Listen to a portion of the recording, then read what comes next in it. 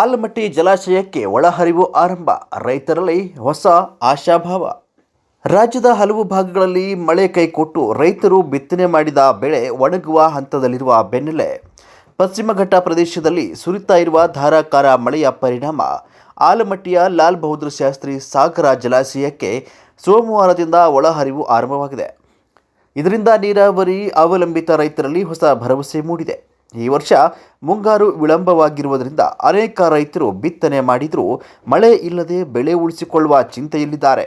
ಇಂತಹ ಸಂದರ್ಭದಲ್ಲಿ ಜಲಾಶಯಕ್ಕೆ ನೀರು ಹರಿದು ಬರ್ತಾ ಇರುವುದು ಕಾಲುವೆಗಳ ಮೂಲಕ ನೀರು ದೊರೆಯುವ ನಿರೀಕ್ಷೆಯನ್ನು ಹೆಚ್ಚಿಸಿದ್ದು ರೈತರು ಕೊಂಚ ನಿರಾಳರಾಗಿದ್ದಾರೆ.